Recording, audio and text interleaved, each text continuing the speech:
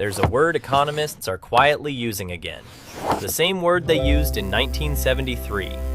It's much worse than just inflation. Stagflation.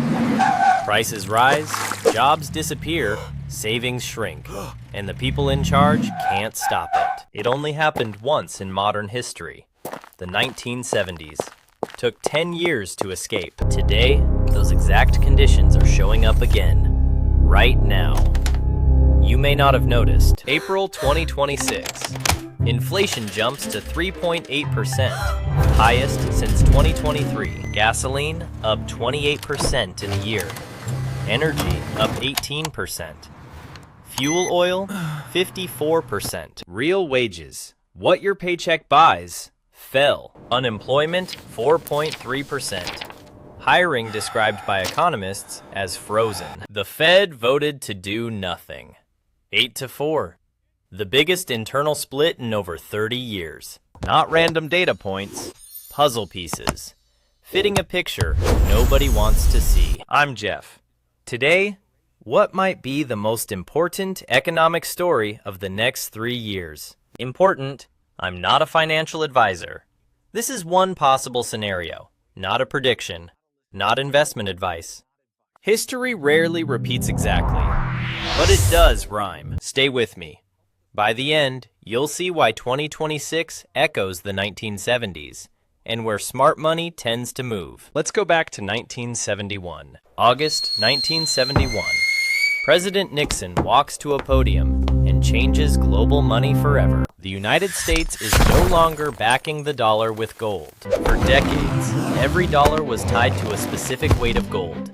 That tie was the leash on inflation. Cut the leash, and money becomes whatever the government decides. Mostly, more of it. Then, October 1973. War in the Middle East. Arab oil producers cut off America. Oil prices quadruple in 6 months. America had been printing money.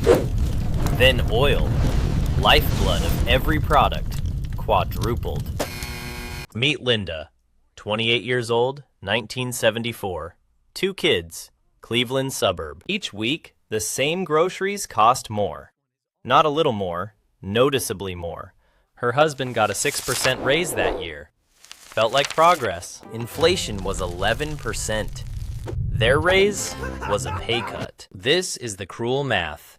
Everyone working harder, everyone quietly getting poorer. Meanwhile, the stock market wasn't saving anyone. From 1972 to 1982, the stock market went nowhere, adjusted for inflation. 10 years of work, 10 years of stocks, no real progress. But here's what most people miss.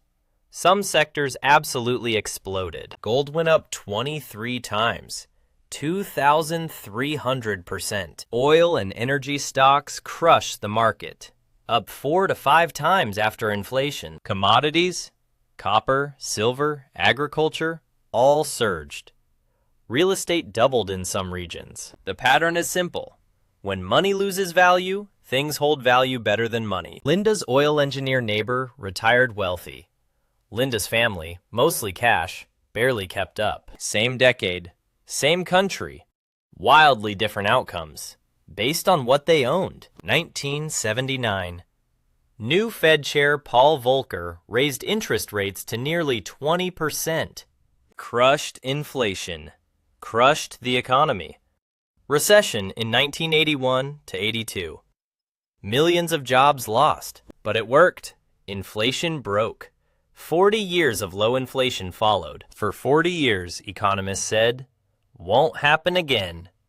And for 40 years, they were right. Until 2020, that's where things change. Compare. Quietly. Honestly. The 1970s and right now. Parallel 1. Massive money printing. 1970s. Nixon unhooks gold and the money supply explodes. 2020s. The Fed creates trillions during the pandemic. Biggest expansion in modern history. Parallel 2. An oil shock from the Middle East. 1970s. The 1973 Arab oil embargo. Oil quadruples. 2026. Armed conflict in the Persian Gulf. Gas up nearly 50%, above $4 nationally. Parallel 3. The Fed is stuck. 1970s. Impossible choice. Raise rates and crash the economy. Cut and let inflation explode. 2026 Fed, same trap. April vote was 8-4. 4 officials publicly disagreed. When the Fed is split that badly, nobody knows what to do. Policy paralysis is the problem. Parallel 4. A weakening labor market. 1970s. Rising unemployment alongside rising prices. The historical anomaly. 2026. Unemployment 4.3%. Lowest labor force participation since 2021. Long-term jobless up 445,000. Robert is one of them. Software developer. Laid off 2025. 8 months, still looking. Robert's not lazy. Well qualified. Hiring just isn't happening. The market is frozen. Parallel 5. Real wages falling. 1970s. Raises every year, but trailing inflation. Felt richer on paper, poorer in reality. 2026. Wages up 3.6%. Inflation up 3.8%. Real wages down 0.3%. More dollars, less stuff. 5 parallels. Money printing, oil shock, Fed paralysis, weak labor, falling wages. Now, be careful. 5 parallels don't guarantee a repeat. History rhymes, doesn't copy. Some things are different. More service-based economy. Dollar still global reserve. Tech productivity. And there's a real case that 2026 inflation is more about supply shocks than monetary collapse. Fed Chair Powell himself pushed back in March.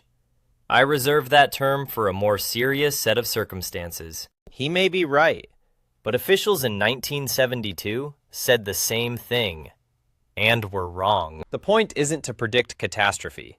It's to notice the wind has changed direction. So if this environment is forming, where does smart money typically move? 3 categories that historically benefit when this pattern shows up.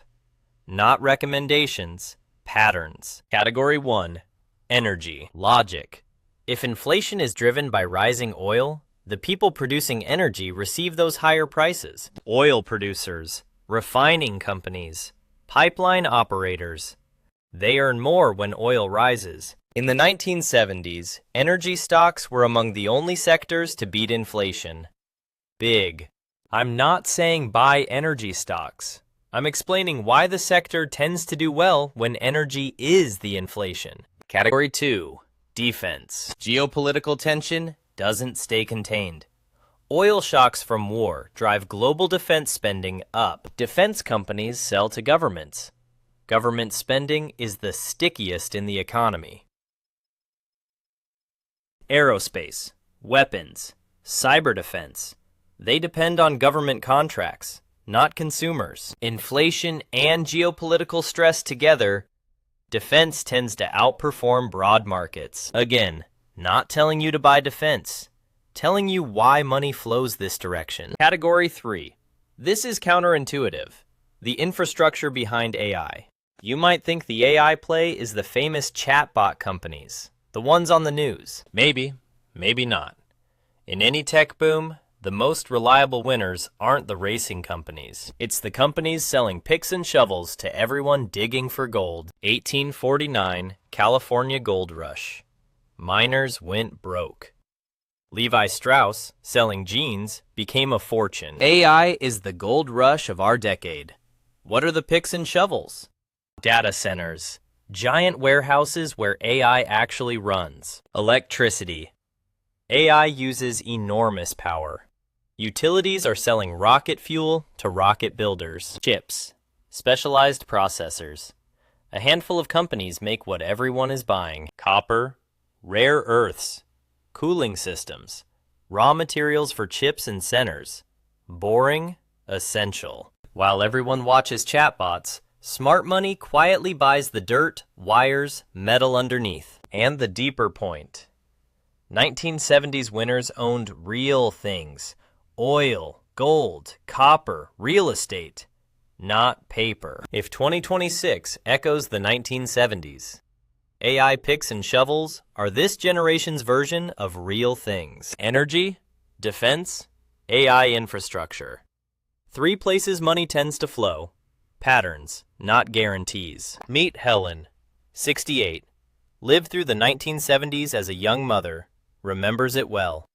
Helen tells her grandkids, people who prepared in 1972, before everyone noticed, did fine. Late reactors spent the next decade catching up. Same decade, same country. Early movers compounded. Late reactors merely survived. The difference wasn't IQ or income.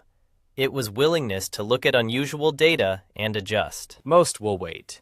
Wait for CNBC to call it stagflation. By then, the moves are priced in. The wind is shifting. Quietly. Now, you can adjust sails or wait for permission. But, important, being early doesn't mean betting everything. The 1970s also crushed people who got too aggressive. Preparation isn't panic buying gold. It's small, deliberate, diversified shifts. Maybe a bigger emergency fund. A more diversified portfolio. A small real asset tilt through index funds. These aren't bets, they're hedges. The goal isn't to win big, it's to not lose big. If 2026 stays normal and parallels are coincidence, you lost nothing. You stayed protected. If the parallels are real, you're already adjusted.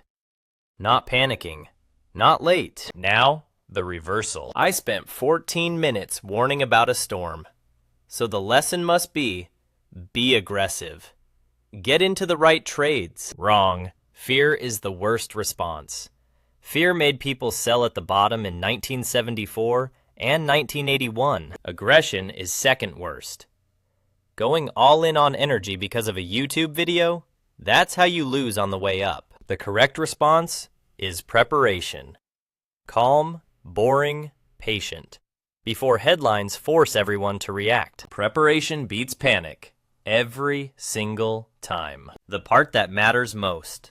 Preparation is staying calm enough to think clearly when others can't. Know history. See patterns. Have a small plan.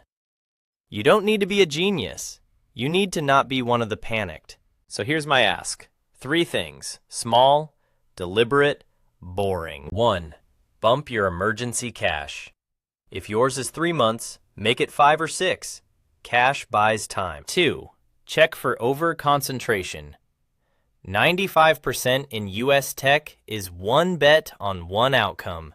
That's gambling. Diversified portfolios survive this environment. Concentrated ones rarely do. 3. Read history.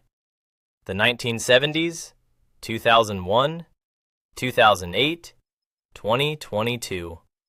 Every one had survivors who saw it early. You don't have to predict the future. You just have to recognize what these situations have looked like. One more very important disclaimer. Nothing here is financial advice.